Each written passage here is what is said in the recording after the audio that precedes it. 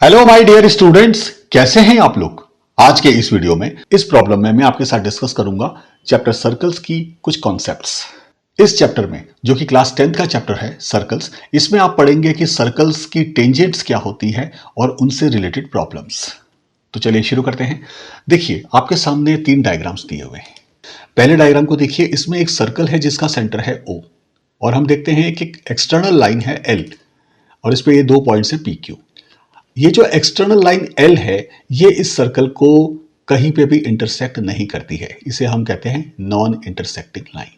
अब दूसरे डायग्राम में देखिए, इसमें एक सर्कल है जिसका सेंटर है O और ये एक लाइन है एक्सटर्नल लाइन M जो इस सर्कल को 2 पॉइंट्स पे इंटरसेक्ट करती है, पॉइंट A और पॉइंट B।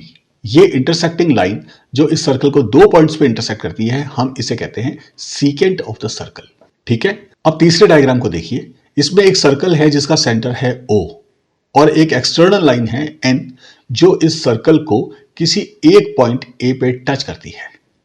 जी हां, ये जो लाइन N है इस सर्कल को सिर्फ एक ही पॉइंट A पे टच करती है, तो लाइन N को हम कहेंगे टेंजेंट टू द सर्कल।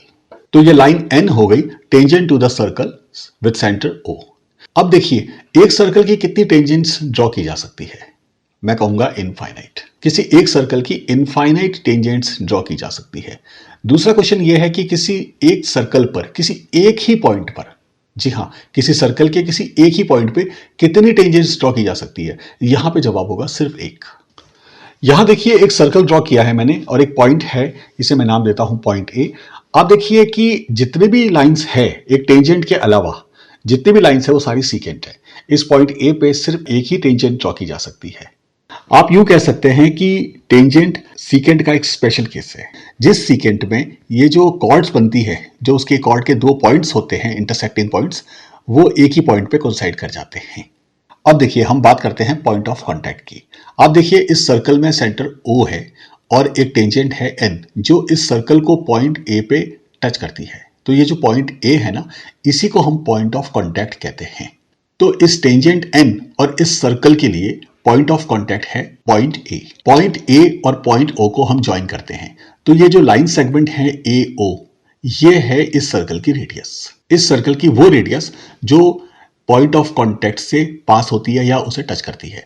तो वो रेडियस जो टेंजेंट को पॉइंट ऑफ कांटेक्ट पे टच करती है, वो रेडियस उस टेंजेंट पे परपेंडिकुलर होती है। मेरे कहने का मतलब है कि एंगल OAP या और एंगल OAQ ये दोनों ही 90 डिग्री है, क्योंकि ये रेडियस टेंजेंट के ऊपर परपेंडिकुलर है at the point of contact. अब ये क्यों है, ये मैं कुछ अगले वीडियोस में आपको प्रूव करके दिखाऊंगा। आज की वीडियो में इतना काफी है।